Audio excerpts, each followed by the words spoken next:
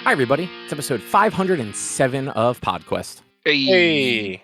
It is Tuesday, April 30th, 2024.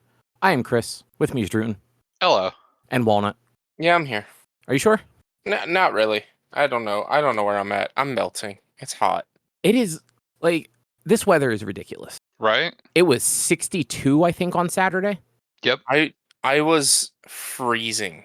It Oh. might not have been Saturday, but it might have been someday, one of the days last week. Might have been Saturday. I think it was Saturday. I was freezing. I was ice cold in my house. And now, last night, I couldn't even sleep. I think that was Friday night. Yeah, And Friday night was cold. No, it was Saturday, because Friday night we were recording Grizzly. I Okay. know it wasn't Friday, but I think it was Saturday. But like I was just, and it might have just been in my house, might have just been not feeling great in general. But I was freezing.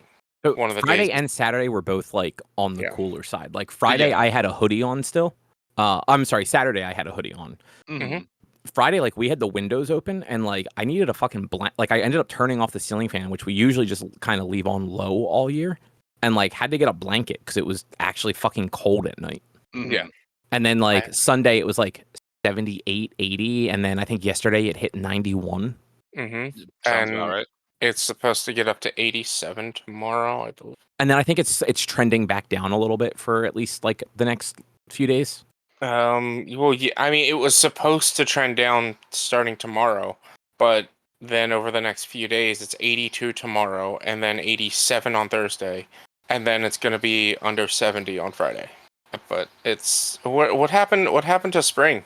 We haven't had a spring or a fall in decades. No, we went right from cold to hot, and I hate it because I'm being stubborn as all hell.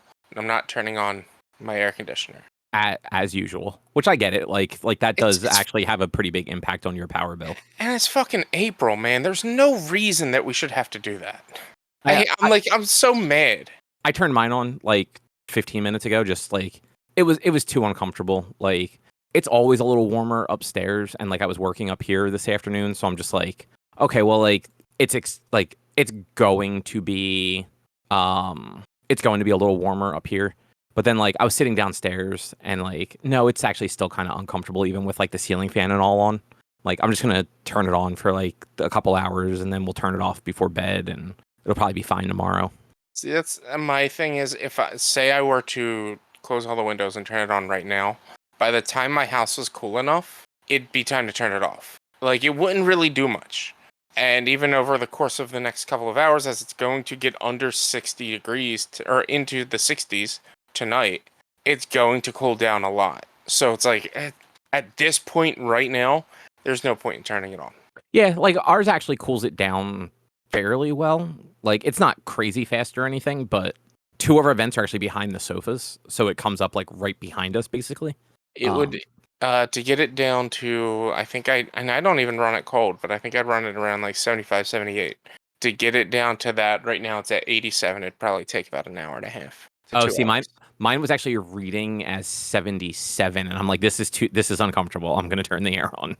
Mm. Oh yeah, we've held pretty nicely at 80, but my thermostat is also right underneath my PC. So oh, so it might actually read a little hotter than what your Yeah. your room is. But yeah, so the problem, and I thought we probably talked about it before, my house is fine until 1 o'clock, 2 o'clock. Because the sun's in front of the house where there's all the trees blocking it from direct sunlight. As soon as it gets on the back side of the house, there's just nothing there. And that's where our living room is. So the living room just bakes in the mid-afternoon. And then it's uncomfortable to sit there. So and because that's where we sit, I'm not going to be uncomfortable and sweaty on my couch. That seems awful. Yeah, I have the issue of not being able to open all of my windows. The window that I would normally open in the kitchen, I can't reach at the moment. So I can't open the kitchen window, so that prevents the cross breeze. And then same with my upstairs windows. You used to be able to have the front bathroom window open and the back room window open, and that created an amazing cross breeze across the house, which would keep it cool. That room is covered in junk. And I can't even get to the window, so yeah, can't do that. That sucks. But my problem is my allergies are so bad this time of year. unless it's one of those days where like it is too nice outside to not open the windows, I just can't.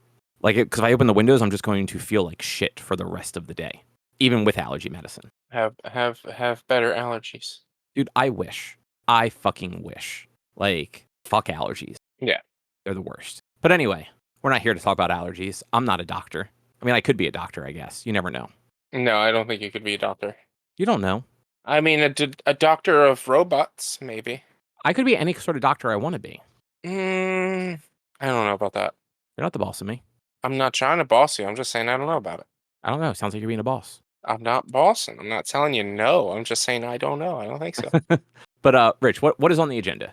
On the agenda, the two boys over there, Drew and Cobb, you guys saw some music live. We all watched Romeo plus Juliet. And Cobb, you watched the Fallout TV series. I did. Now give me a second because I have to close the door because Erica's outside, so the dogs are barking. No seconds. All right, I'm back. Kaylee can't handle being inside, even though she hates being outside. Oh. But yeah. Drew, so you want to talk about concerts? Yeah, I went to back-to-back shows on Friday and Saturday. Saw Me First and the Gimme Gimmes on Friday. And also, unfortunately, one of the opening bands was Dickie Barrett's Super Spreader band. Oh. The Defiant, which, like, you know, they sounded like a punk band with Dickie Barrett as the lead singer. Which he's kind of a douche from what I hear. Apparently everyone in that band is kind of a douche. Good. That's good. Which is all why they're in that band and not the bands they used to be in that they all got kicked out of. Nice. But then, yeah, the Me First and the Gimme Gimmes, you know, punk cover band. Very funny set. Funny banter back and forth between the singer and the drummer. Through the bassist at times. Like, the whole bit was the singer was not talking to the drummer, so the singer would tell the bassist to tell things to the drummer, and like it's on my it's not like the drummer can't hear him, but Nice. you know, they were really fun. And then Saturday we were both at the Oso Oso and Spanish Love Song show. That is true. That was a good show. I had a good time. It was a good show. Very, very fun. I will say, Spanish Love Songs, also fun banter. Yes, also fun banter. Like one of my favorite like band members talking to each other was when the guitarist told the singer that if he played correctly, he wouldn't break a string, and the singers responded with, "I don't know how to play correctly. I play with passion. You should try it." That was real good. Yeah, I'll remember that one for a while. Mm-hmm. And somehow I'm a magnet for the drunk dudes who want to be friends. Oh, dude, that guy was all over you. I thought he wanted to be like, he either wanted to be your best friend or your boyfriend. I couldn't tell which. Me either. And then he disappeared after the show. And so it's like, well, I'll probably never see that guy again. Yeah. So Rich, so we're actually both like right at the front. Like we're at the rail. Yeah. And I'm closer to like the wall. And Drew is closer to like the center of the stage. And this guy who was on Drew's left just like starts talking to him at one point. I couldn't actually really hear what he was saying, but like within like 30 seconds of speaking to you, he's like hugging you and then hugs you again. And then throughout the entire set, anytime I looked over, he just kept putting his arm around you and pulling you in. Mm-hmm. I'm like, man, either this guy is drunk or really likes Drew. I mean, definitely the first one. Don't know about the second one, but he was definitely hammered and was just very excited to see Spanish Love Songs for the first time. And apparently have somebody else in the crowd that also knew them. You know, not literally everybody that was there, basically. I mean, yes, like they were the headliners, so you should assume that most people there knew who they were. Mm-hmm. Which, like, I had never heard of any of the other bands. Like, normally I'll like try to listen to a couple of them like ahead of time just to get like an idea of what like to expect, and I didn't this time. Yeah, I hadn't listened to the first two bands. I had actually seen Oso Oso open for Taking Back Sunday 2 years ago. Okay. Whenever that one was the holiday show for Taking Back Sunday I went to. I don't think that was last year's. So I think that was 2022. Yeah. I think you're right. I don't think you talked about that going to that this past year. Like Yeah, the one they do up in North Jersey, right? Mm-hmm. Up at Starland. Yeah. Yeah. So yeah, I'd seen them play before, and I liked them better this time. Oh, that's good. Yeah, they were good. Yeah. I've definitely heard the name before. I've just never listened to them. Hmm. Also, I was looking up Me First and the Gimme Gimmes. It looks like Fat Mike is still technically in the band. He's just not everybody doesn't always tour. That makes sense. Yeah, like it seems like I mean I get it. Like they're all technically in other bands. Mhm. So you know if one of those bands happens to be touring at the same time, like they're gonna need like a fill-in member. And Mhm. like generally, it looks like most of their fill-in members are like just other people from other bands. Yeah, that makes sense. Yeah, I was trying to see if they had listed who was playing bass like this year, but it doesn't look like they. It was Chris Ward, aka CJ Ramon. Oh shit! Really? Yeah. Oh, that's cool. Yeah, I thought about going to that one. I didn't get tickets, and then it happened, and I'm like, oh shit, that was this week. Yeah, I mean, it was good. I liked the Spanish Love Song show more, but That's fair. I mean, you also that's really like them, so yeah, it's a slight genre preference there for emo over like punk. yeah, which is valid. They Yeah. both have their places. Hmm. Like I said, I mean, Me First and Gimme Gimmes were hilarious and a lot of fun, and since it's all covers, it's all like, oh hey, I know that song, and like you can get into a bunch of the different of their songs just from having heard, you know, Boys to Men or fucking Elton John or the Beatles, like. Yeah, yeah. I mean, there are songs that back in like high school and stuff like that from Me First and the Gimme Gimmes that I used to listen to that I actually to this day still don't know the actual song. Yeah. And like some of the songs are like super catchy. I'm like, I have no idea what this song sounded like whenever it was recorded 20, 30, 40 years ago. Hmm. And it's yeah, I mean they have made a pretty good I don't even know what to call it because I don't want to say living because like they're all in other bands, so that's not the right word. I don't know. You're not going to Bad Religion on Sunday, are you? No. I kind of want to go, but like they're sold out, so tickets are a little more expensive than I want to spend to go. Yeah, fair. I'm going to Say Anything on Saturday. Oh right, yeah. I don't know. It's Bad Religion and Social Distortion, and that just seems like I it'd probably mean, be a good time. you're not wrong. Yeah.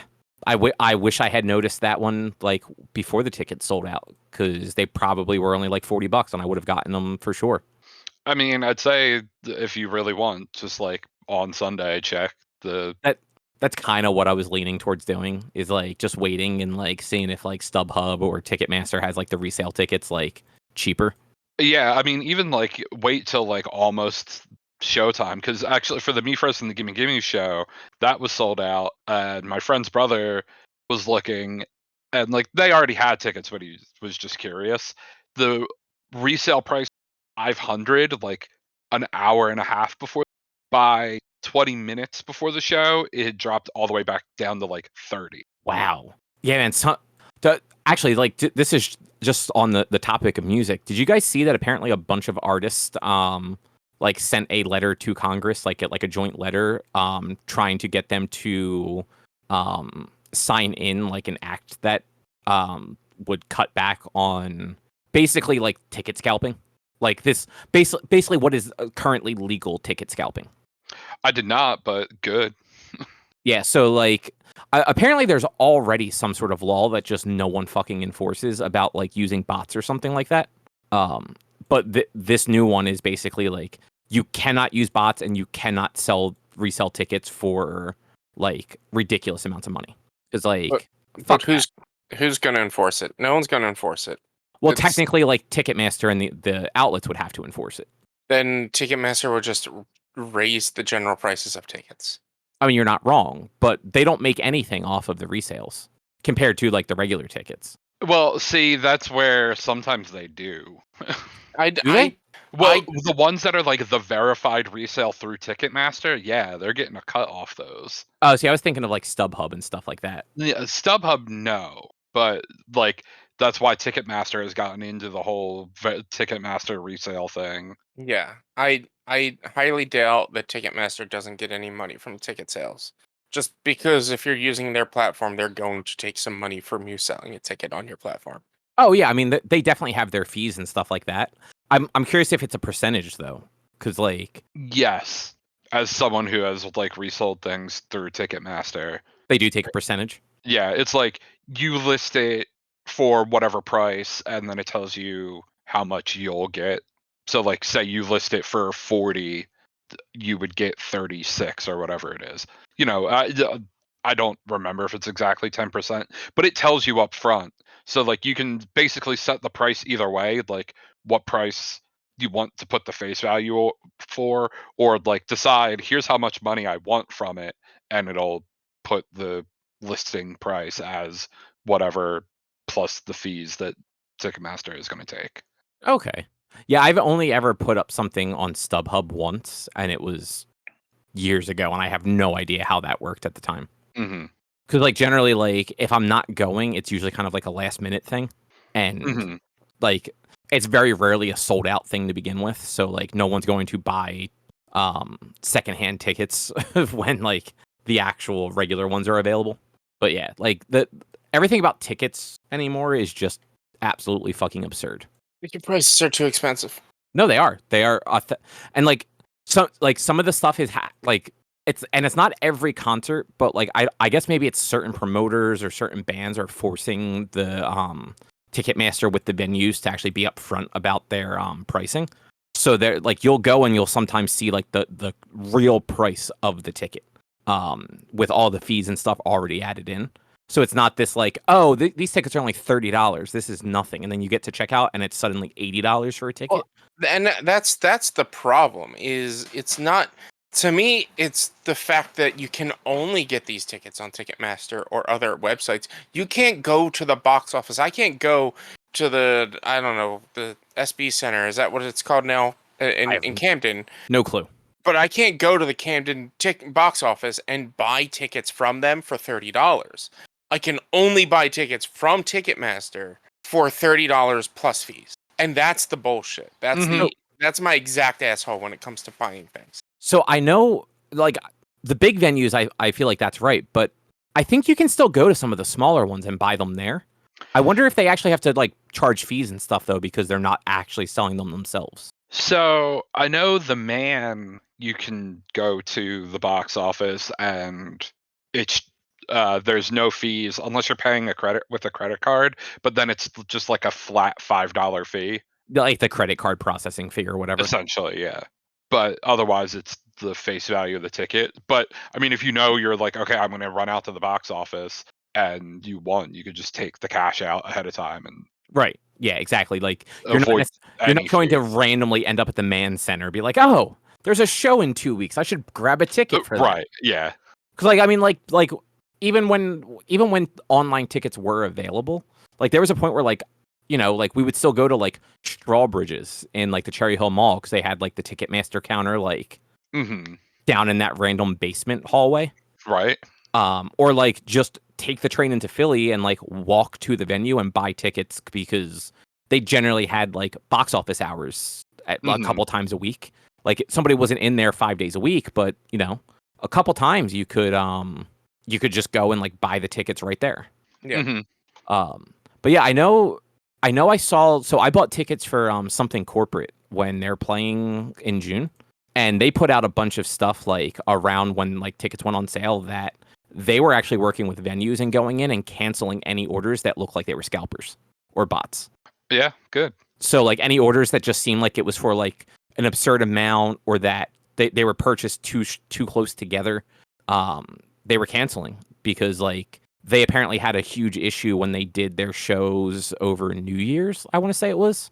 I think they did like a December 30th and 31st show in LA, and apparently like a ton of people couldn't buy tickets because bots like nabbed them all up front and then resold them for thousands of dollars. Oof. And like, yeah, like that's just super shitty. Scalpers in general, super shitty. They should all go fucking die in a hole. Agreed. Anything else you want to say about concerts though, Drew? No. All right. Well, Rich, before we actually go into the book club, Sure. We need a theme for next time so that I can figure out what to pick. Theme? Yeah, you have a bunch of themes. I mean, not really, but you had like 5 of them. I don't have any of them. I'm terrible at that. It was my idea, and I just can't come up with them. But like even my themes, like we've already gone over, some of them aren't even available anymore. Well, some Um, of the movies that you picked them for aren't available. The themes yeah. are always available. We just have to find new things for them. I mean, we could do like, let's see, biopics, remakes, parodies, Uh, single takes. how about biopics? Okay. There's a lot of them. Oppenheimer is one of them. Well, I was Uh, gonna say there's tons of them, and they kind of like I was I was going through a list of biopics and it made me laugh. Leo DiCaprio is in 4 of them, at least. how many does Martin Scorsese do? I don't know, but like so it was like Wolf of Wall Street, Catch Me If You Can, The Aviator, and then there was one other one. But it's like it was all Leo DiCaprio. I'm like, wow. Oh wow, so is Wolf of Wall Street considered a biopic? I guess so. Yeah. Yeah, I Okay, would think so. so I know what the movie's about, but I didn't realize it was necessarily about like a real person. I thought it was about. Yeah. Oh no, wait! I think I'm getting the Wolf of Wall Street You might mixed be with the thinking The Big Big Short. Short. Yeah, you're thinking Yeah, The Big never Short. mind. Yeah, that's I was getting movies about similar topics confused. Yeah. But yeah, I mean, like that's also a theme where like you have like serious drama ones Yeah. like Oppenheimer, and there's also like more lighthearted ones and like funny ones and So I'm not probably not going to pick this one because at this point I don't really care. My initial choice for it was Walk the Line, the Johnny Cash movie. I don't know. oh right. Yeah, I don't know if I'm going to pick that one, but I'll have to see. I'll have to look around. I mean, But yeah, all else fails. We got Oppenheimer. It's on Peacock. we have Oppenheimer. It's on Peacock.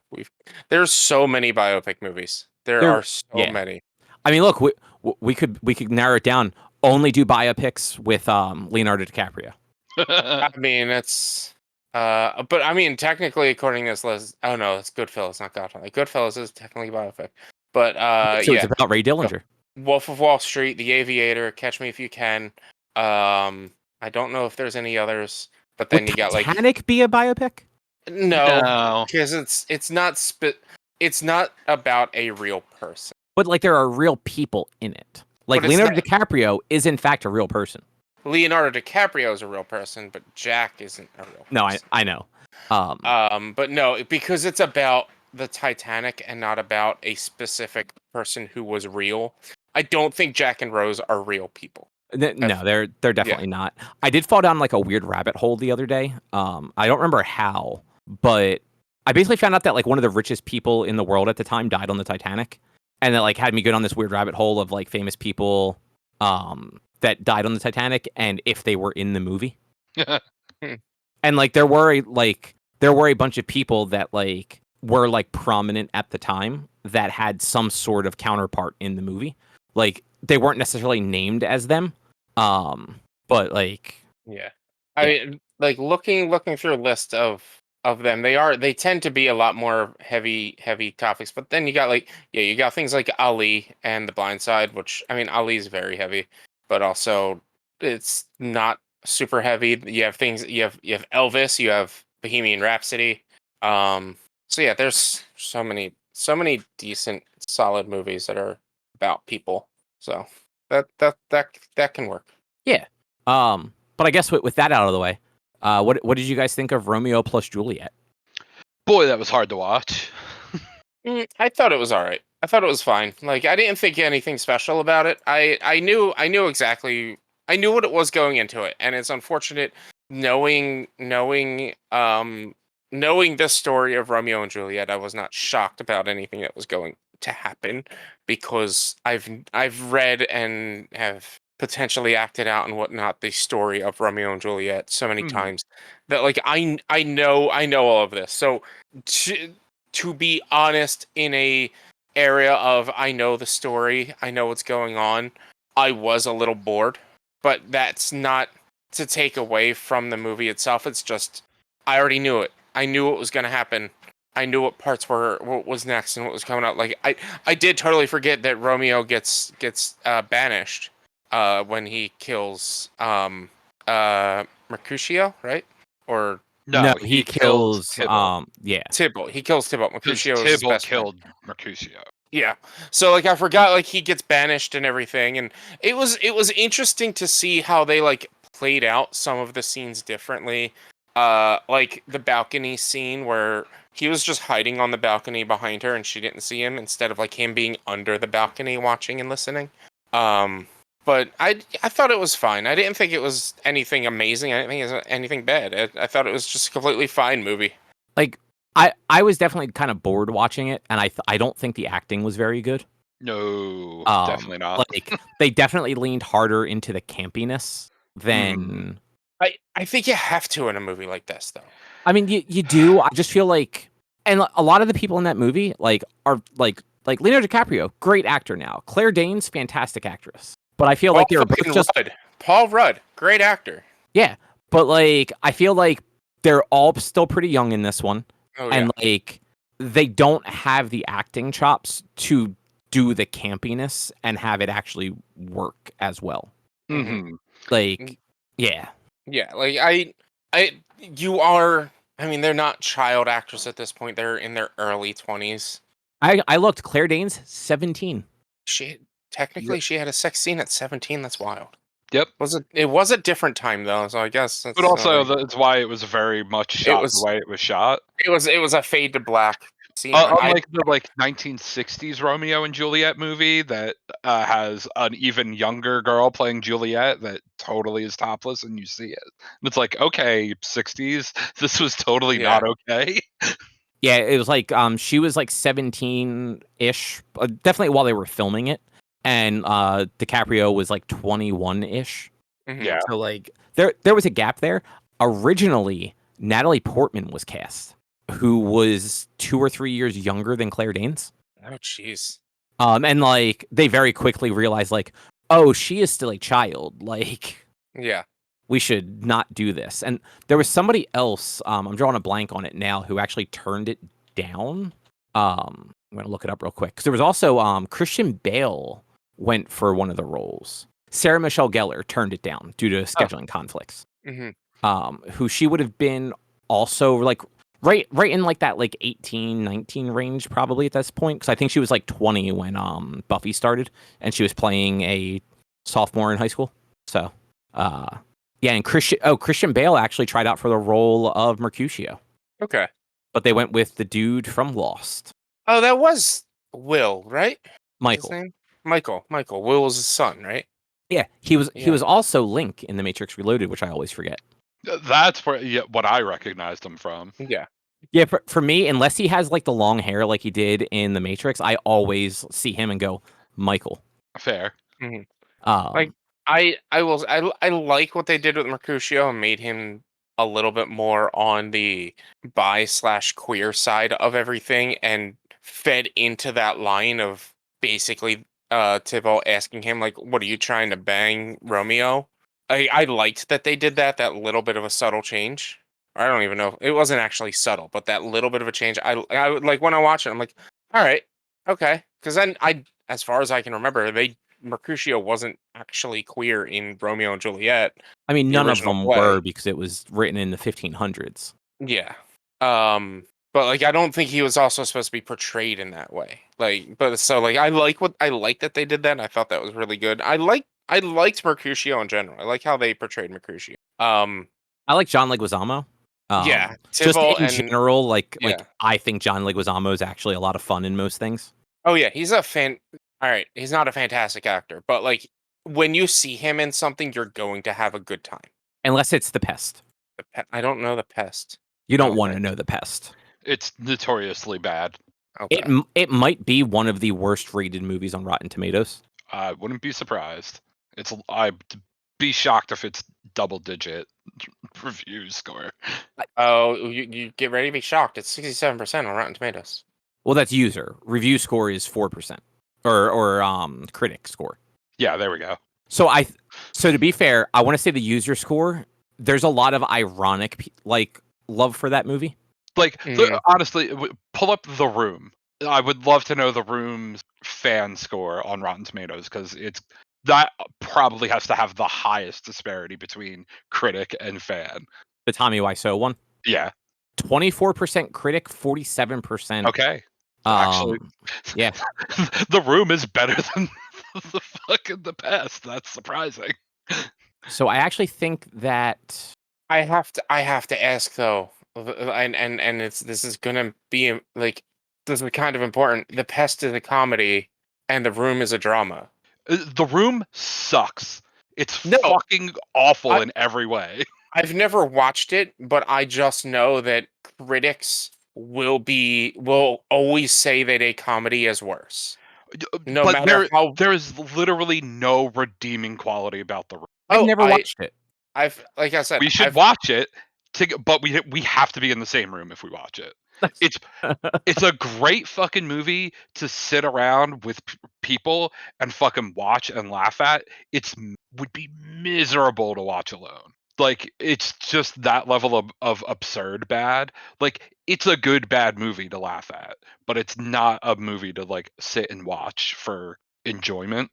Well, didn't Seth Rogen make like a It was, Yeah, well, what's his name? Was it? I don't think it was Seth Rogen, but it was that the group Disaster of Artist yeah, the is disaster artist. the like parody making of The Room. Yeah, and then Tommy Wiseau recently released another movie. did he really?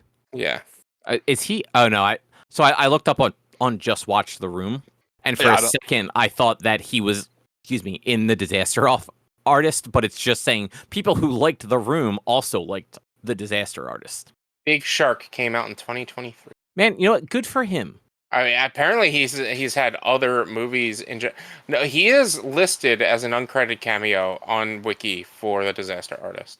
But The Room is his first movie. Homeless in America, The House That Drips Blood on Alex, Bump, Samurai Cop 2, Deadly Vengeance, Cold Moon, Enter the Samurai. He's really like samurais.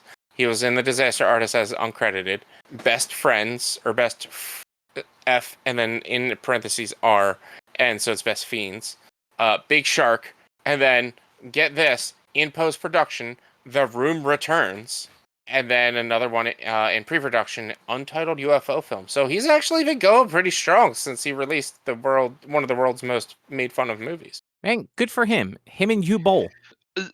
although like the thing about Tommy Wiseau that unlike Uwe Boll, I think Tommy Wiseau understands that at least now understands that The Room fucking is terrible, but has leaned into it. Whereas Uwe Boll just believes all of his movies are actually good. Uh, Also, quick correction: everything from The House That Drips Blood on Alex to Best Fiends, he just acted in, and he was an executive producer in Samurai Cop 2: Deadly Vengeance. It Okay, so was he didn't write, direct, and star in all of no, but it was The Room, Homeless in America, and Big Shark that he directed, wrote, produced, and acted in. Big Shark's a great name. Let's see. Big Shark is a 2023 American comedy horror film written, directed, and produced by Tommy Wiseau and starring Tommy Wiseau, Isaiah Laborde. Film is pre-premiere. What? I just want the fucking plot. I want the basic synopsis. Firefighters who live and work together to save two children. This is wiki, so it's going to give me the entire movie and not just the general synopsis. But I guess it's about a big shark.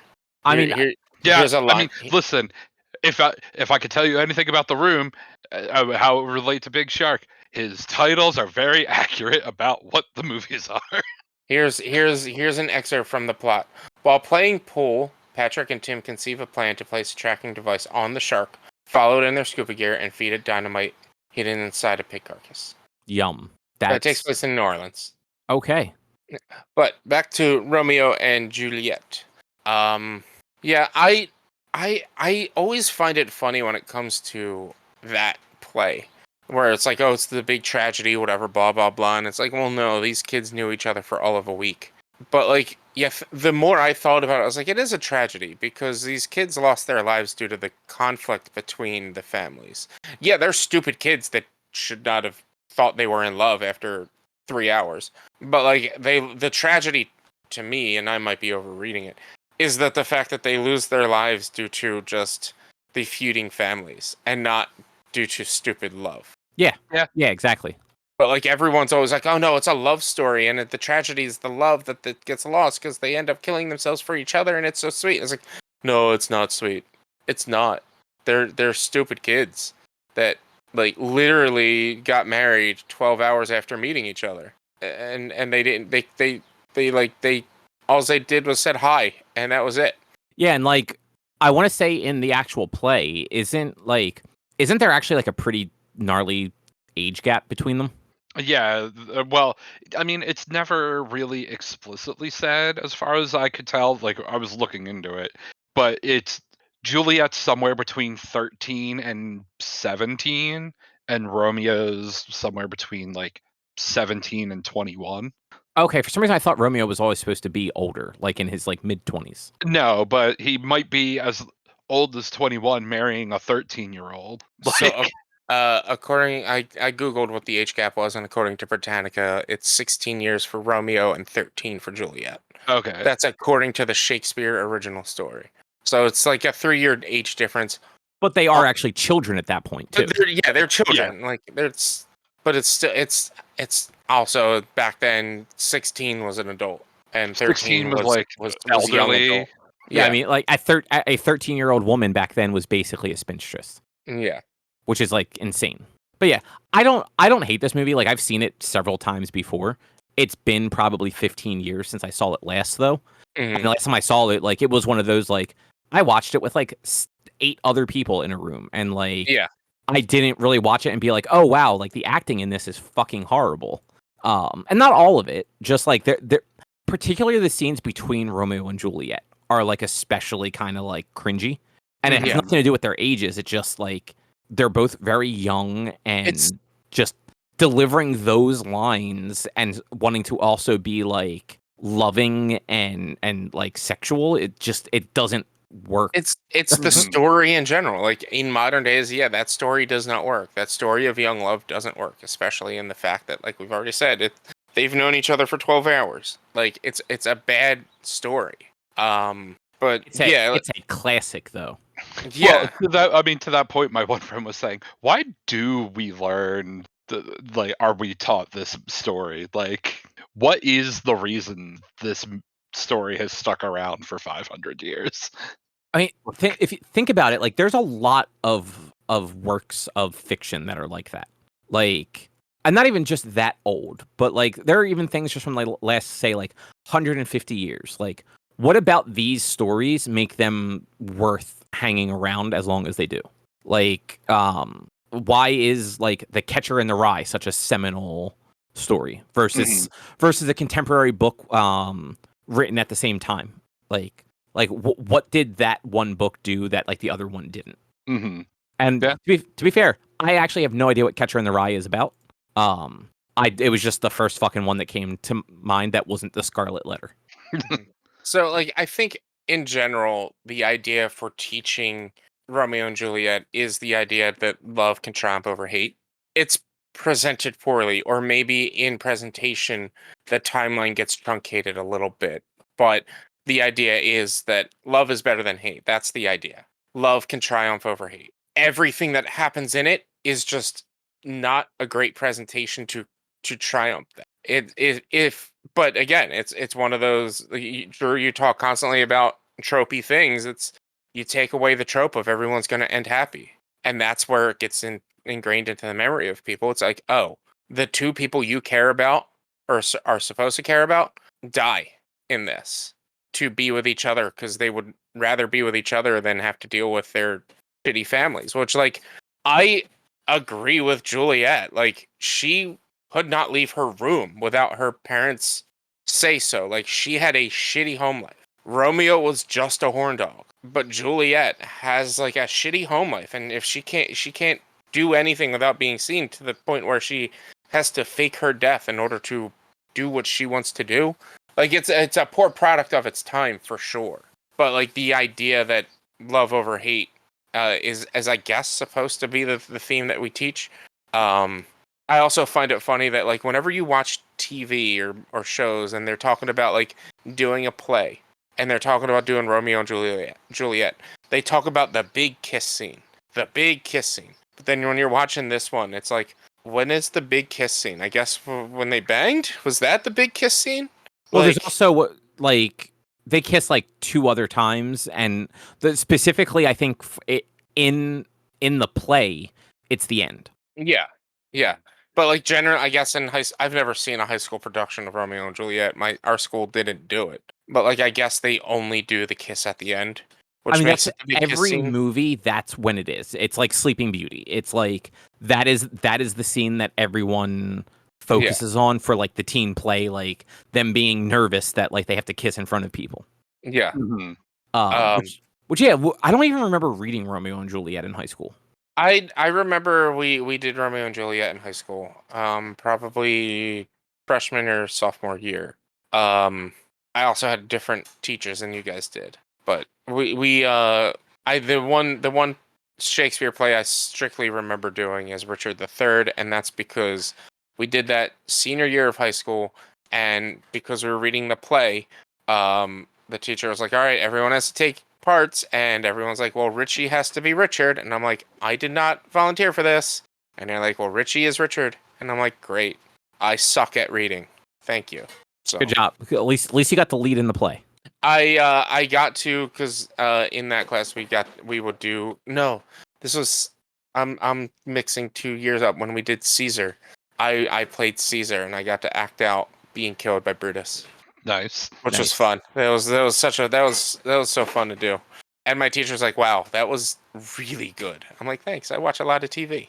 I don't read books though, which I learned how to act from watching it.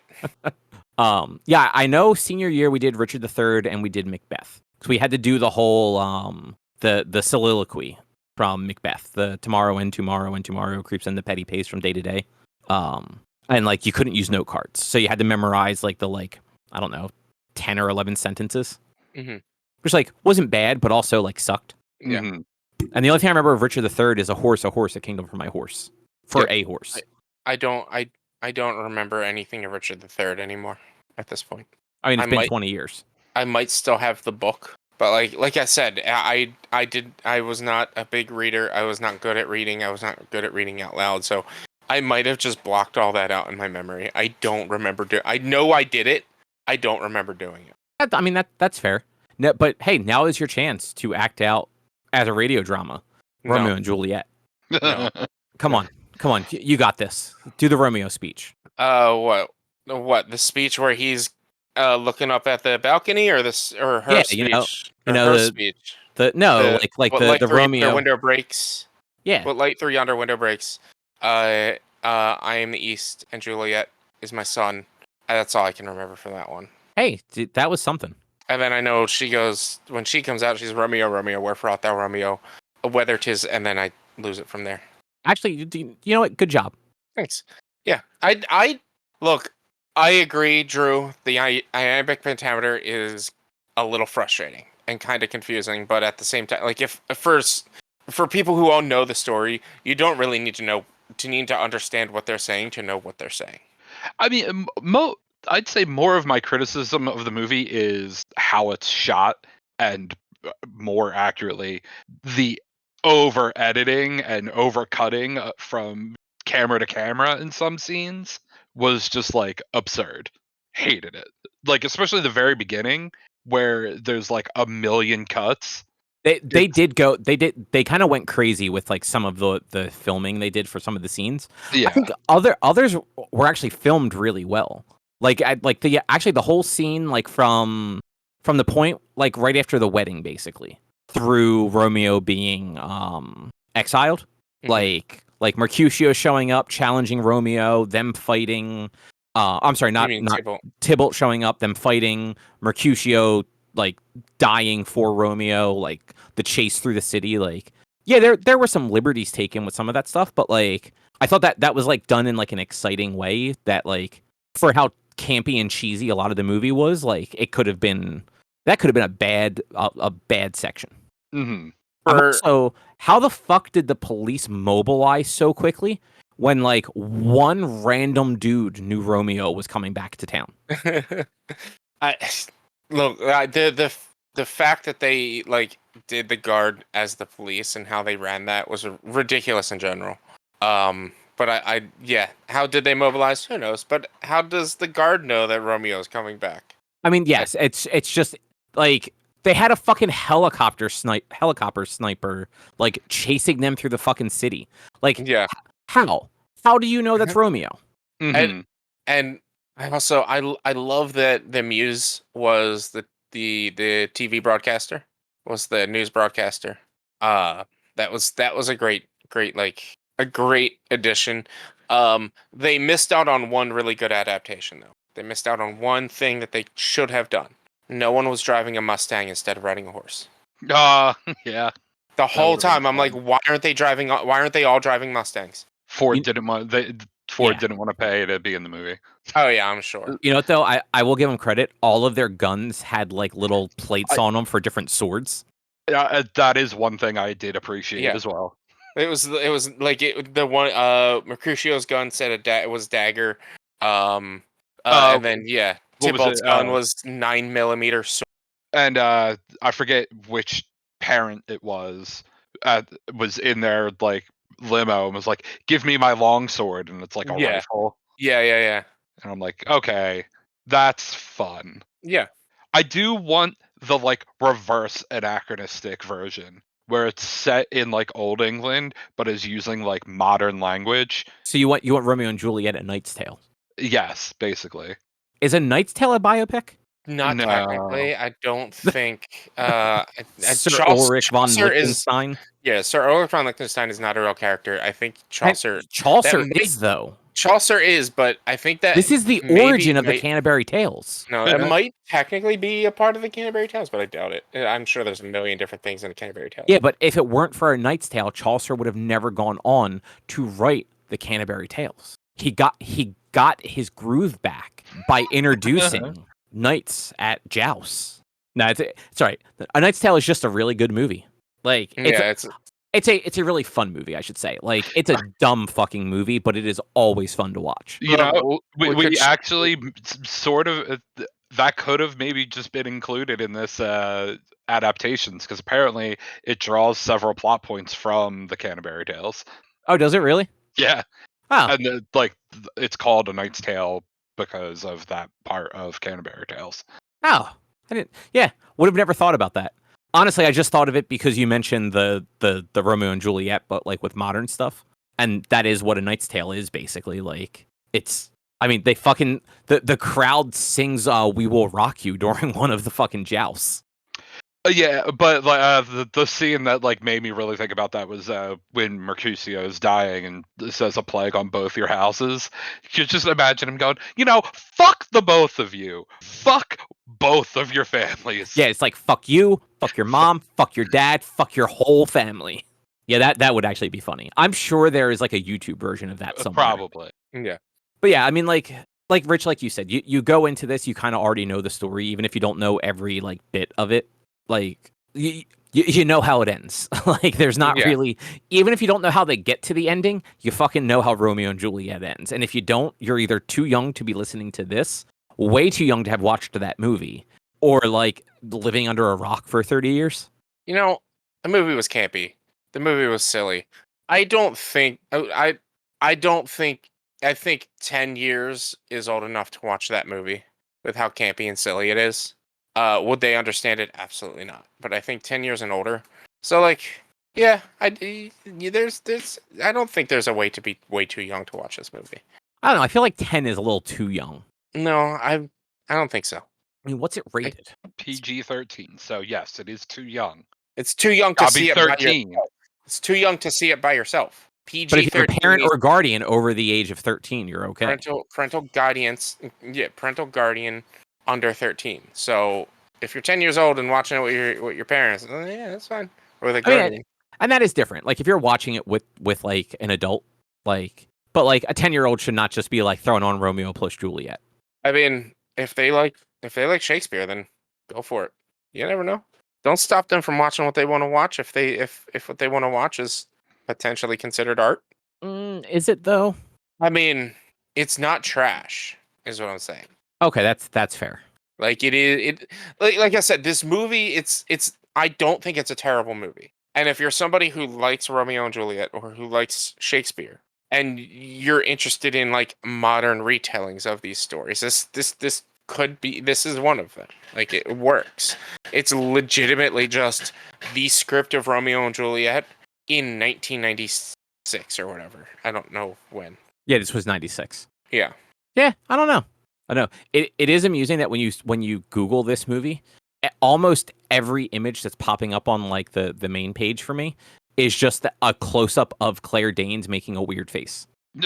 But regardless of that, yeah, it's not a bad movie. It's not my favorite movie, but like I'm not offended I watched it again. No. It's fun and it's definitely like I think this is one of those movies that, like you said, Kyle, you put on with a bunch of other people and you just kind of make fun of it or have it on in the background and like you watch it, but you also laugh at it because, like I said, I think the movie knew what it was and it went over the top for reasons. Yeah, I agree with that. Anything else either you want to say about Romeo plus Juliet? No. Nah. All right. Well, I guess for the next book club, do you guys both have Paramount? Am I the only one that doesn't have access to it? Mm-hmm. No, I don't have it. And you get a trial for it.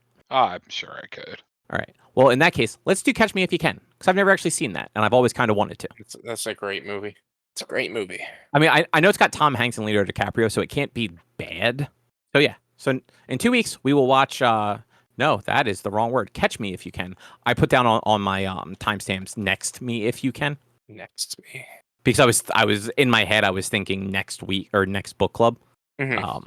But yeah, so our next one in 2 weeks will be Catch Me If You Can with Leonardo DiCaprio and Tom Hanks. It's on Paramount Plus, apparently. Nice. Yeah. It seems like all of those movies are on Paramount Plus. Yeah. Wolf of Wall Street, The Big Short. Paramount owns Leo. Actually, War of the Worlds. Where do we line up on that being a biopic? War of the Worlds? Yeah, with Tom Cruise? That's an adaptation. I was kidding. I'm just saying. We could have watched it. It's an adaptation. It's an adaptation of a radio drama. That is true. Or I think, which was also an adaptation of I think it was a reading of a book. So it is technically an adaptation of a book. So I just want to throw out there when I Googled list of biopics, one of them listed one of the like top rated ones, Amadeus. Yeah. Mm-hmm. So did that win Best Picture? I think it may have. I think it beat like another like pretty big fucking movie that year too.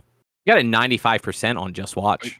Yeah, like it's supposedly very good, it's highly well regarded. According to the wiki, the film was nominated for 11 Academy Awards, winning 8, including Best Picture, at the end of the Oscar ceremony. Laurence Olivier came on the stage to present the Oscar to Best Picture. As Olivier thanked the Academy for inviting him, he was already opening the envelope. Instead of announcing the nominees, he simply read, "The winner for this is Amadeus." So they didn't even do the whole fanfare. But yeah, it won Best Picture.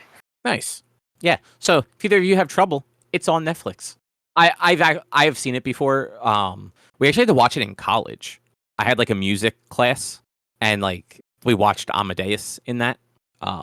It's a weird fucking movie. It's a real weird fucking movie, but it's fun.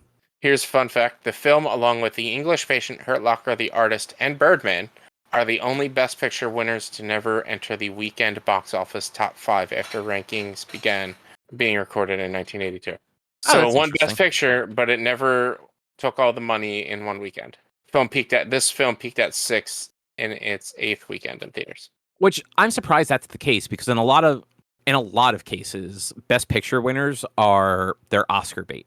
Like, yeah, but Oscar bait doesn't always do well in the box office. Well, that's what I mean. Like, well, yeah, that's like, only the fact that there's only 5, and like the Hurt Locker is. I don't think the Hurt Locker is very much Oscar bait.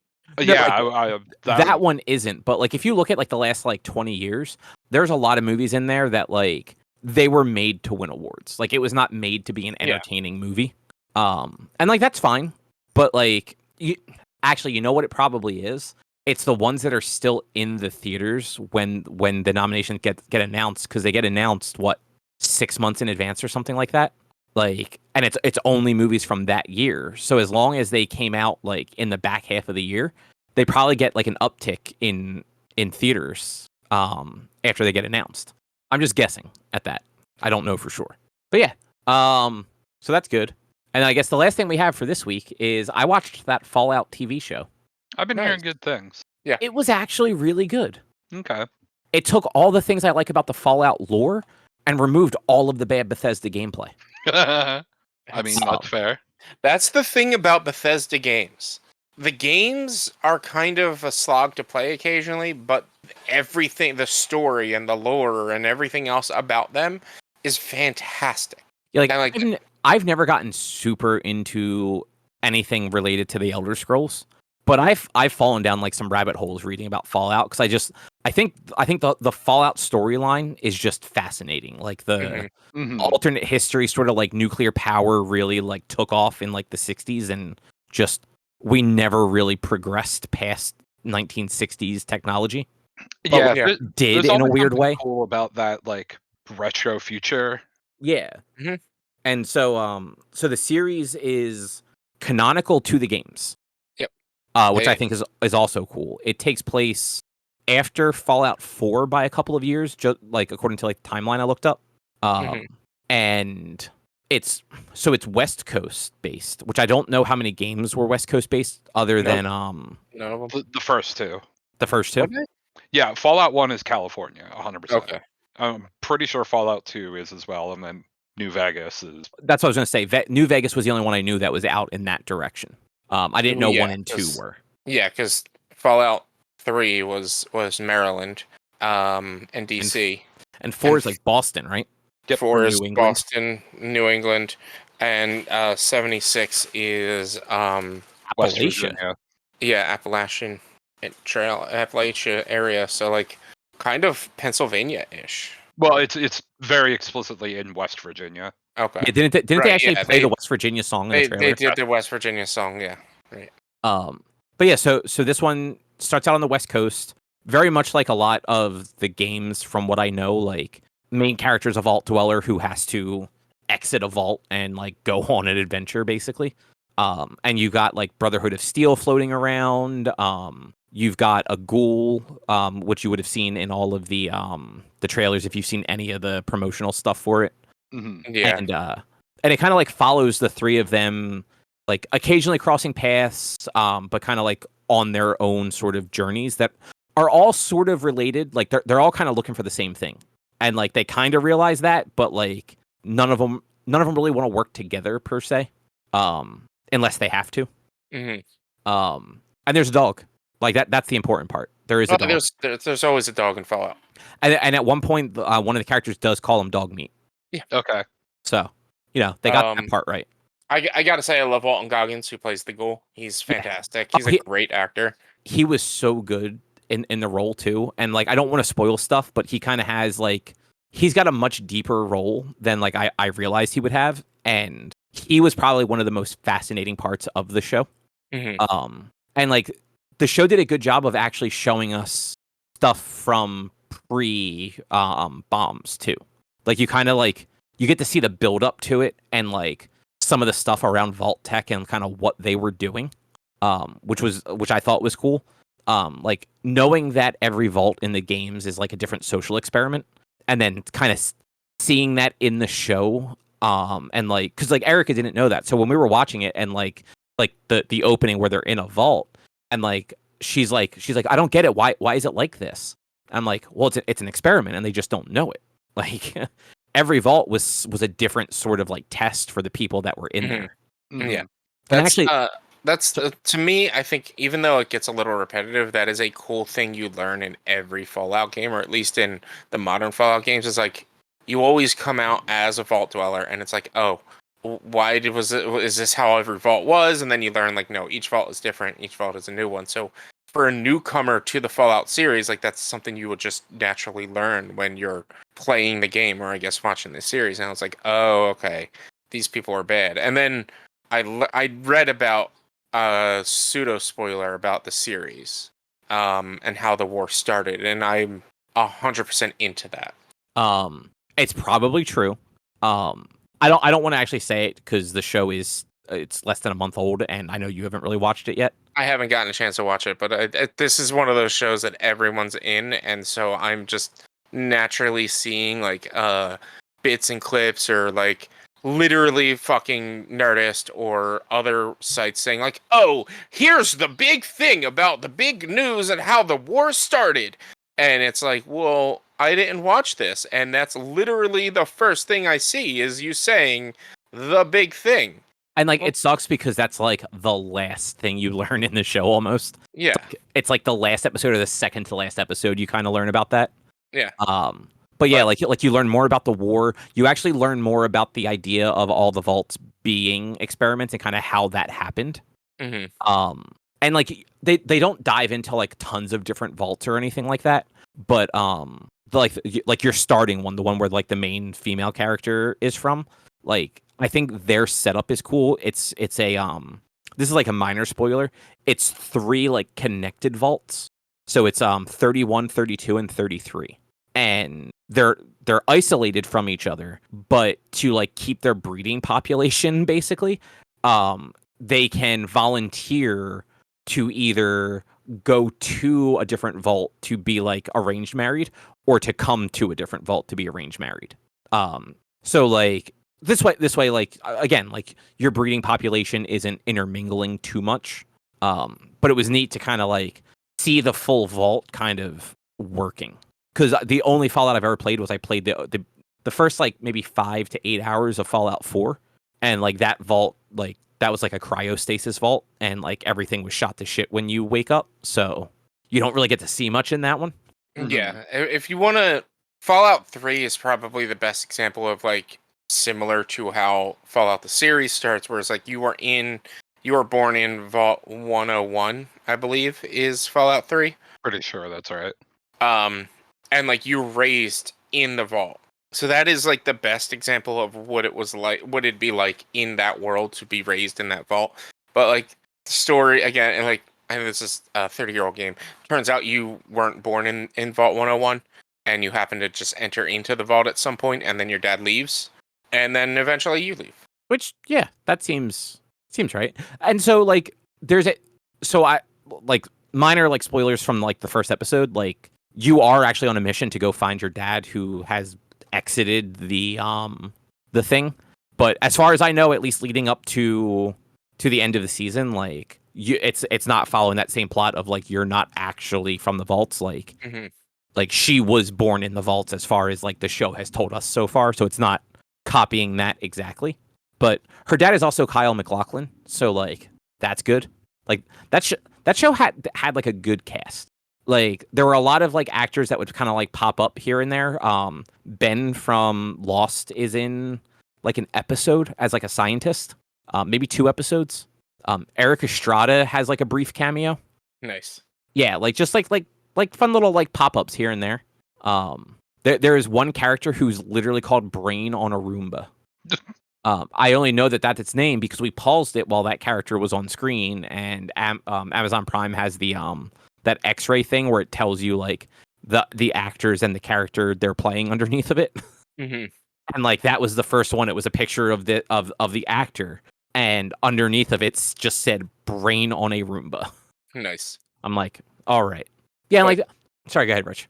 No, go ahead. There was like some other like little things that I knew from Fallout. Like there's a Mr. Handy at one point that you see. There's like Radaway and like the giant like roaches and shit like that. Raiders for the vaults are a thing. So like they definitely did a good job of like pulling in stuff that people would be familiar with from the games without like just shoving it down your throat. Cool. Yeah. That's good. And the 100% is definitely not. It shouldn't be following the story of Fallout 3. The story of Fallout 3 is your dad was a scientist who was trying to clean the Earth's water after the attacks and needed a place to hide, and that's why he went to the vault and went back. And so if this is years after Fallout 4, this is years after Fallout 3, which the end game of that is you actually start to clean the water, I believe. So unless like they're developing the technology on the West Coast to help clean out the oceans faster, it shouldn't be following that same story.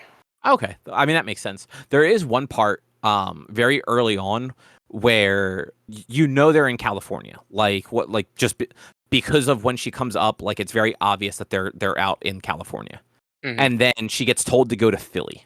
Yep. Really? And I'm like, yeah, and like that same episode she gets to Philly.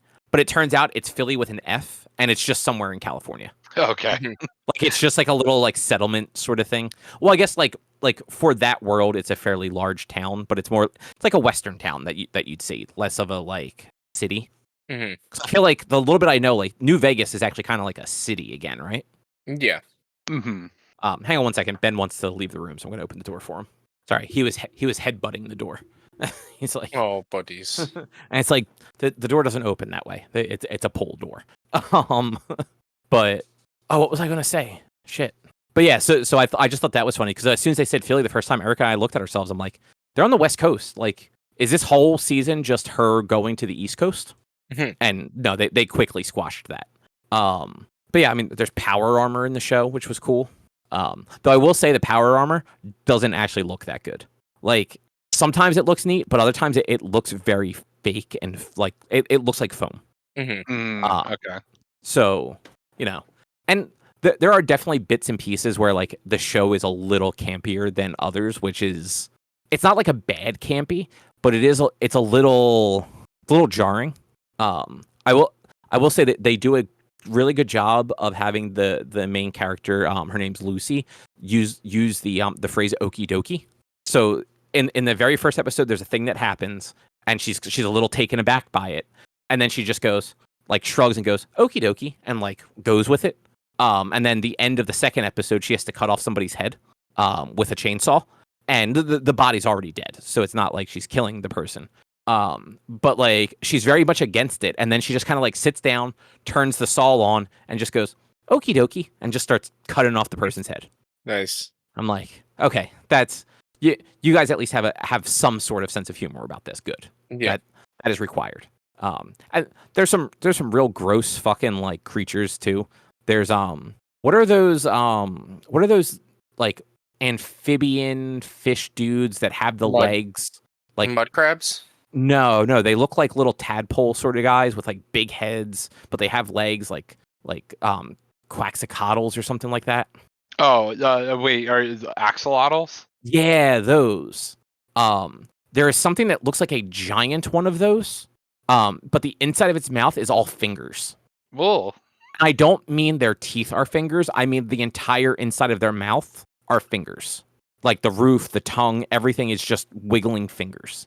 And you don't realize that. You think it's just some sort of like weird like antenna or something like that until it zooms in on it when somebody's being eaten and you realize they're all like index fingers wiggling.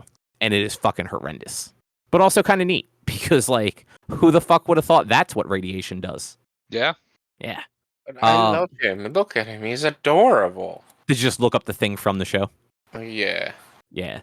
But yeah, I really liked it. I liked all the weird lore and stuff that they dug into.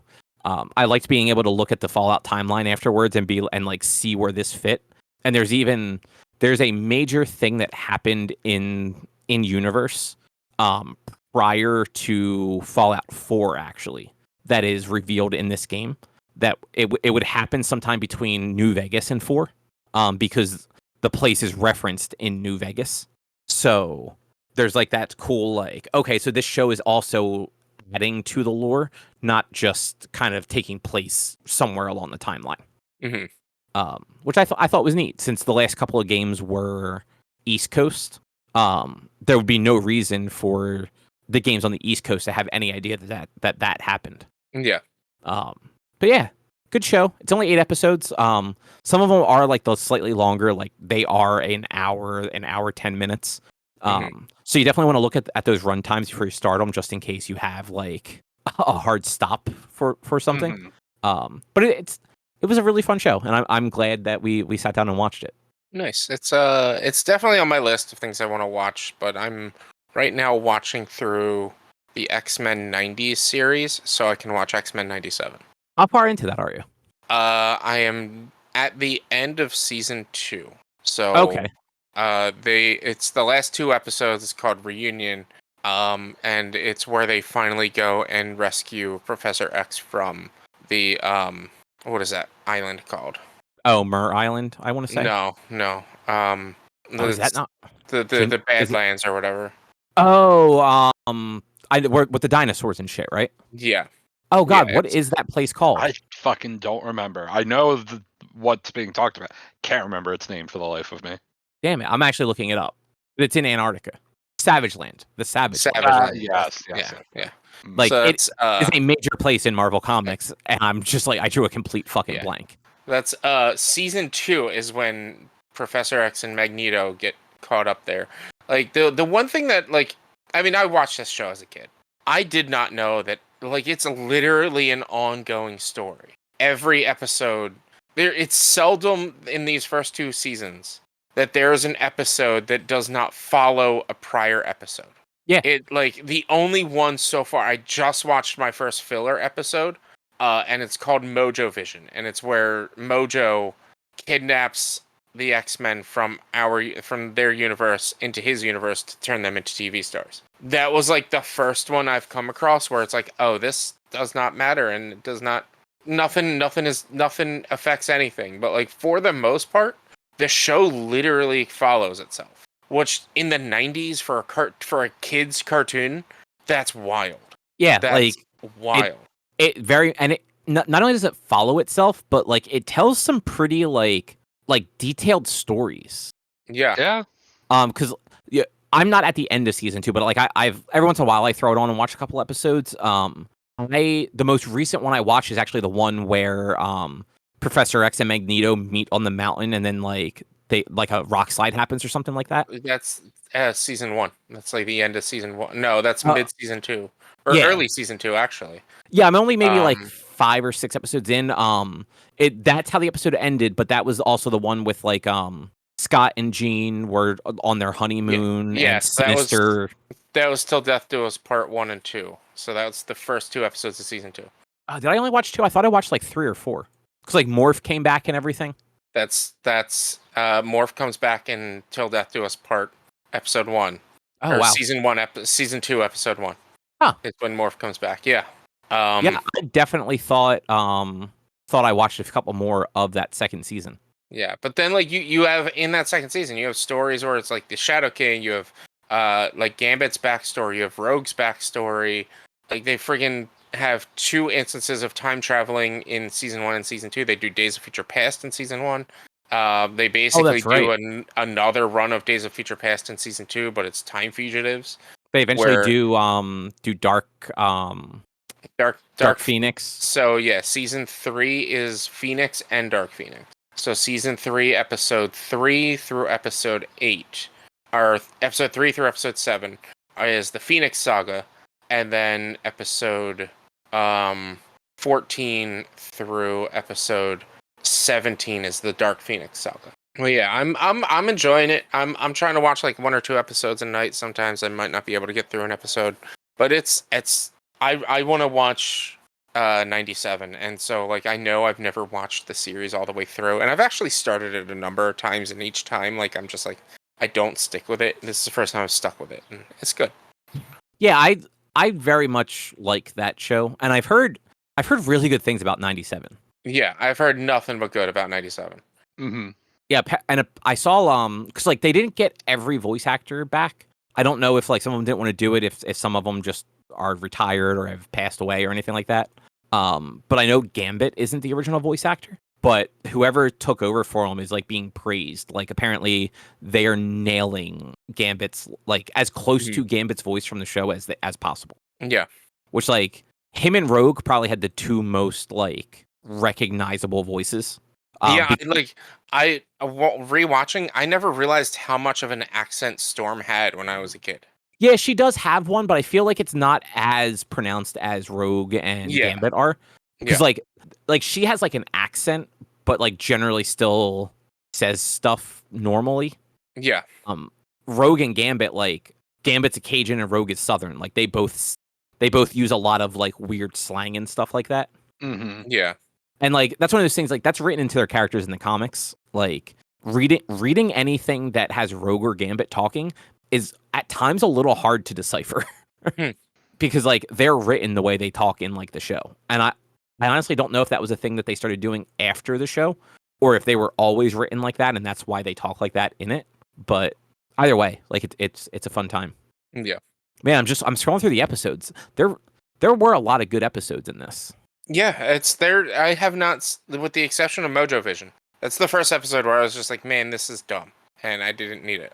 But there's a couple of other episodes. There's at least 1 or 2 other episodes with Mojo in it. So I was like, I guess I have to watch it. Yeah, and I'm not a fan of Mojo in general. Like, very rarely do I think his storylines are even remotely interesting. Mm-hmm. Like, because they're usually kind of like all samey. Like, he is one way or another trying to use the X-Men for his alternate dimensional television network. Yeah. And like, that's okay the first time, and then it sucks every time after that. Mm-hmm. And unfortunately, you get like characters like Longshot, who like, I don't know if Longshot's in He is. Is he? Yeah, he's in the first episode of Mojo Vision, and then he comes back as in later episodes with Mojo in it. Oh, nice. Like, Longshot's actually kind of like a cool character, but like he's so connected to Mojo that like it makes you not like him. Well, not like him, but like you don't necessarily like when he shows up because it's usually going to be a Mojo story. Yeah. Oh shit, that's right. The Starjammers show up in this show. Cyclops' dad. Captain America's in an episode. Friggin' Carol Danvers as Miss Marvel is in an episode. Yeah, I mean she was Miss Marvel for that's 30 years prior to becoming Captain Marvel. Yeah, that's how Rogue get in this series. I don't know if it's always, but like that's how Rogue gets her strength in flight is she takes too much of her powers. And so she then always has it. But like I don't know how they change that or fix that in normal comics. That is actually what happened in the comics. Like there was a period where Carol didn't have her powers. Okay. Because Rogue drained too much of her. Because Rogue was also a villain originally. Mm-hmm. Yeah, that's what they did in the show. Rogue was with Mystique and her Brotherhood. Oh yeah, because Rogue is in some way, shape, or form Mystique's daughter. Yeah. Right. I don't know if it's her biological daughter or adoptive daughter, but like they are like she calls her mom in the comics even now. In the 90s cartoon, it's adoptive. Yeah, well that's the thing. I just don't know where the comics went with it. Yeah. But yeah, she was an Avengers villain when she originally debuted before becoming an X-Man. And yeah, that actually just a couple years ago, like 2 or 3 years ago, there was actually Captain in the Captain Marvel book with Carol. There was like a there's a storyline where she kind of had to confront Rogue for like the first time at like proper since that had happened to them years ago. Mm-hmm. So like that is actually still a thing that gets brought up. Like even now, like they've made it so the two characters are on like good terms. But anytime that like a Captain Marvel comic brings up Rogue, there's always like those captions about like Carol still being uneasy just because of what she went through because of Rogue, even if it was unintentional. Yeah. But yeah, and there was a crossover with Spider-Man too. I think that was actually in the Spider-Man show though. What with the 90s cartoon? Yeah.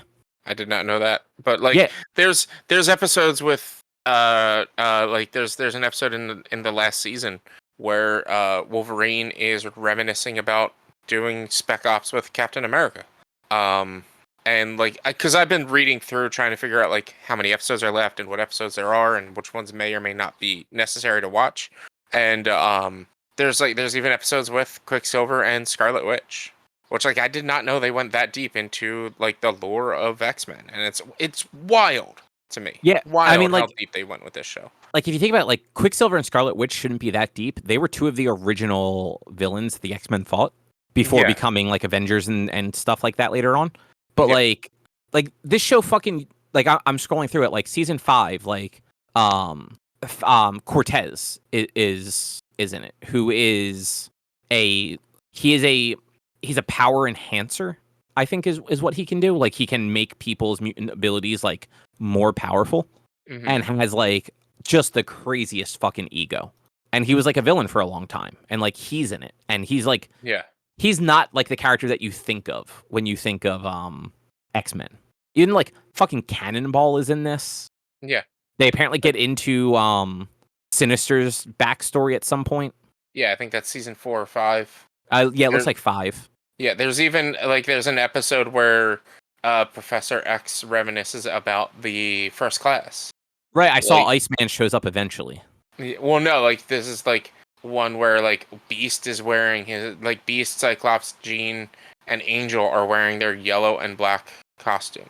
Oh, that's actually kind of cool. I don't remember that at all. No, it's season 4, episode 5. Xavier remembers. Oh, that's kind of cool. suffers a slight concussion. Yeah.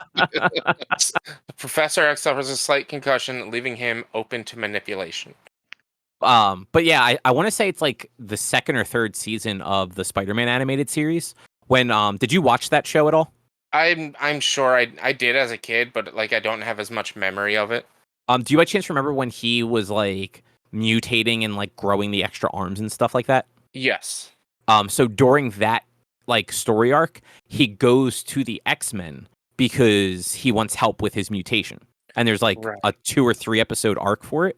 And then some of the X-Men show up again during Secret Wars. I want to say it's Storm and Wolverine. Because they do a Secret Wars in that where it's Spider-Man is the leader. They don't do the symbiote suit at that point because he's already had that. But Storm, Wolverine, I want to say like Captain America and a couple other people get recruited. And that then leads into him having to do the Spider-Verse before the Spider-Verse was a thing. Where like one of the Spider-Mans is one that has 6 arms because he's at like mid-mutation. One of them is fucking Ben Reilly, the Scarlet Spider. And they have to like, I forget who they have to fight, but they have to go take somebody down. Secret Wars Chapter 2, The Gauntlet of the Red Skull, and it's got Lizard and Iron Man in it. That's, yeah, Spider Wars. Is that what they called it? Spider Wars? Spider Wars Chapter 2, yeah, it's the last season. It's the last 2 episodes of Season 5. Yeah, this might be on my list to watch next. That was a big fuck you, because that show ended, like, that's how that show ended. It ended with, you find, like, Spider-Man, I think it's in that season. In season 5, Spider-Man finds out that the Mary Jane that he had, like, been married to was a clone and, like, dissolves and dies.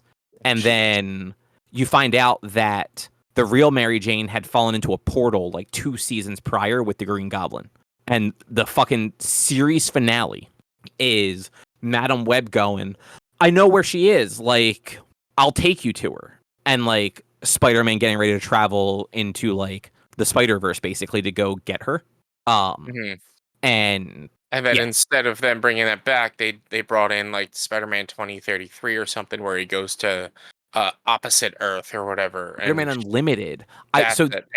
So while that is not a direct continuation, that is still supposed to be canon, like 616 Peter Parker. Yeah. And he goes to counter Earth. It is Earth's exact replica that we've never found before because it is always on the opposite side of the sun. Yeah, it's that show actually wasn't that bad. I might have to add the Spider-Man 90s cartoon at some point to my list of things to watch. I have too many things to watch. If it's on there, also watch Spider-Man Unlimited. It's only 13 episodes. Is Spider-Man Unlimited on here? I don't think it is. Nope, it is. It is. Yeah, it was real. It was like campy dumb, but like also kind of fun because it was kind of the blending of Spider-Man 2099 with like regular Spider-Man because they weren't going to do a 2099 and just confuse the hell out of everybody. Yeah, but like having it be Peter and have like a similar suit and similar like stuff going on this alternate Earth was okay. Yeah.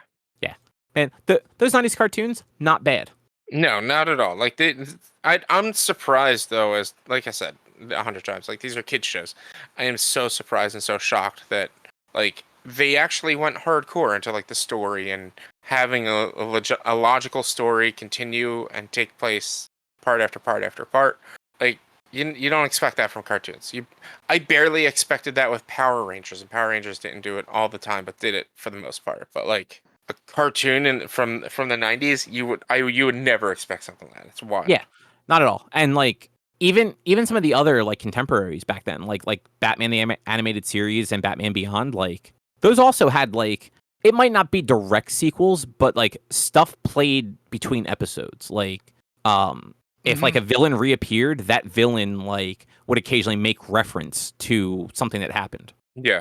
And like there's that one episode where like fucking Batman dresses up as a villain and like convinces a bunch of the other villains to go try and kill Bruce Wayne or something stupid like that, just for shits and giggles. And there's also Heart of Ice that I think won a fucking Emmy. That's the one with Mr. Freeze. That episode of Batman the Animated Series is the reason that Mr. Freeze has the backstory he does now. Because in like the 60s and 70s, that character was just like a joke character. He had no real motivation beyond stealing things. And then in like 1992 or whatever, the animated series had him voiced by like an iconic actor and gave him this tragic story of like he wasn't really a villain. He was trying to save his dying wife, and just no one would help him, so he had to turn to crime. And like that stuck around for the next 30 years. Yeah. But yeah, anything else either you guys want to talk about? Nope. Then I think that will probably do it. Unless Rich, you have anything? No, not this week. I know you said you wanted to finish up a little early so you could record. So Yeah, stream. Yeah. Or yeah, I'm sorry, stream. So yeah, well, we will call it there for this week then. If you would like to find more of our content, you can head over to www.one-quest.com. You can also help us out by supporting us at patreon.com/onequest. If you can't support us there with your dollars, you can always support us by liking us, following us, subscribing to us, all those things on your favorite podcast platforms. So Apple Podcasts, Google Podcasts, Spotify. You can also find us on social media, facebook.com/onequestonline or at @1_quest on Instagram and Twitter. Our YouTube channel is youtube.com/onequestvideo. And you can always send us an email to social@one-quest.com. And Rich, what is your streaming? Twitch.tv/B_Walnuts. We're on video game streaming Monday, Tuesday, Thursday, and Sunday. Let's see, what should I talk about? Primarily for this week at least, on Friday the 3rd, right? I am celebrating reaching 450 followers over on Twitch, so we're doing some Among Us. So come hang out and be suspicious, and try to kill everybody. Other than that, my 3-year stream anniversary is coming up the first weekend of June, and what I'm doing is a Super Mario Odyssey Moon Rush. Basically, dependent on how many subs, followers, and bits that I get leading up to and during the stream, determines X amount of moons that I have to get while playing Super Mario Odyssey. There's 999 moons, so we're not going to run out.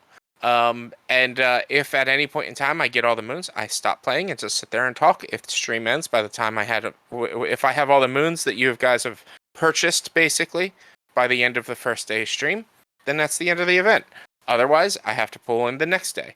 And the event continues every time I play Mario Odyssey until I get all the moons you guys have purchased. So you could potentially get me to get 999 moons. Could potentially. Wait, what were the moons? The power moons. They were the stars. Oh, were they moons in that game? Yeah, they were power moons. There were 999 of them? There's 830, and then there's an additional 170 from, I don't know if it was DLC or something else. But yeah, there's a lot. And like, you get them very frequently. Like, they're not hard. They're not like other 3D Mario games where it's like the level like you go into the level one time and you get that one moon and then you go in to get the next moon. It's like you go into the world and there's like 17 moons that you can get right there. It was, if I remember correctly, like, it's not very strictly level based in that one, and you can get moons very frequently and very common. And so, like, my payout, for instance, let's say you give me 1,000 bits, that's like 20 moons I have to get. So I'm making it worth your while. And so, if at the end of Saturday and Sunday I don't have all the moons, I have to play. I continue to play it until I get all the moons. But every time I play it, if you subscribe, give bits and things like that, that's going to add to the moon count until I get them all and end the stream, or we reach 999. So is it like one subscription equals one moon? One sub equals 5 moons. A tier 1 sub equals 5, tier 2 equals 10, and tier 3 equals 15. 150 bits equals 1 moon. 500 bits equals 5 moons, I think. And how much are bits? I don't know. It depends. Like, I think like $7 for 1,000 bits or something like that. Okay. I don't remember. I don't know. I don't often buy bits. But it's like, say you give me 1,500 bits, it's the total plus another 10. So for every 5 after 1,000 that you give me in one run, that's an additional 10. So if you give me 3,000 bits, that's 40. That's like 50 moons right there that I have to get. It's definitely making it more worth your while to do this. But also, once Saturday and Sunday end, I don't always have to play Mario Odyssey, but when I do, the more you give me, the more I have to do. But like, it'll be like every 1 or 2 days a week, I'll be playing Mario Odyssey to get everything. Okay. So that makes a little bit more sense then. Yeah, it's not like it's a sort of subathon, basically. But What not. I'm but not. So like last time I did a subathon last year, we barely made it 3.5 hours. This time it's like, all right, instead I will be streaming all day on Saturday, the 8th. And if I get all the moons from any new followers I get from now until then, adds 1 moon. Any subs I get during that month before the event adds 2 moons. And this Anything is June 8th. It's June 8th. And everything I get during that event adds X amount of. If, say, 2 hours in, I have all the moons, I stop playing and I sit there and I just talk to you guys until the end of stream. And if the stream ends with me having all the moons, then the event's over. And I don't have to play Mario Odyssey anymore. If the stream ends and I still have 100 moons or 5 moons, then I have to play the next day until I get the moons. And you can continue to keep donating to add to this. Now, are you giving yourself any stipulation on on what moons to get? Like No. Like you can if you have to get 5 moons, you can just grab the easiest 5 in the game. Or are you starting from like a new file? It's starting the game new. So I won't be playing what I already have. It's starting a new file, and just basically the idea is to play the game and beat the game with all the first set of moons that get ordered. And then after that, it's all right, let's clear each world. There's no like real stipulation. I'm sure I could figure out a way, like if somebody wants me to get a specific moon, I could add a specific cost to that. I haven't thought that. That would be like end game, like after you complete it, because like there are those moons that are just incredibly hard to get, like the crazy platforming ones. The literal moon level to get all the moons, like where the gravity is different and things like that. Yeah, but no, if we end up getting 999 moons, that's going to be some of the moons I have to get. So you might be playing Mario Odyssey till the end of time. Possibly. Look, the moons aren't very uncommon. Like you probably haven't played it since it launched, but you get a lot of moons fast. Like you need to go from one world to another, you need like 20 or 30 moons sometimes. So I remember them being like early game, like you do get them pretty quickly, but I was just thinking more like towards the end game where post end game when like everything unlocks and you can just go like start collecting them. That's where you start getting some of those ones that are like hard to fucking get. Some of them will be hard to get, but like I don't know how many moons you need to get to beat the game, and I don't think I'm going to need to get more than like 200 moons. I mean, that seems accurate. It's really dependent. Like I said, last year when we did a subathon, I started at noon. I gave myself 3 hours, and we went for 5. So like I got maybe 2 new subs and maybe like 50 bits or something, or like maybe like 200 bits or something like that. I don't remember, but we didn't go long last year. So I'm trying to push and promote this more. I'm going to be sharing it more and seeing if this works again. Because my first subathon, I went 24 hours. And hopefully you don't have to reschedule like you did. Because I remember last year you got thrown off because like you were promoting it for like the 1 week and then I forget what happened. My hand. Right. Definitely hope that doesn't happen again. Yeah. But like, look, he's already bitten me once in the last month, so he shouldn't bite me again. I mean, hey, like if it's once a year, that's not too bad. It's once every 5 or 6 months at the moment. Okay, it's twice a year. That's not so bad. Yeah. But yeah, like hopefully like nothing comes up that you have to like reschedule because I feel like that threw you off a little bit too. Yeah. Like you were promoting it for that 1 weekend and then like the day before you're like I can't like. Yeah, I couldn't hold a controller. Yeah. So I could barely hold a controller. I couldn't comfortably hold a controller. But with all that, we will be back next week with something else to talk about. So thanks for listening. Bye. Bye. Bye. See yous.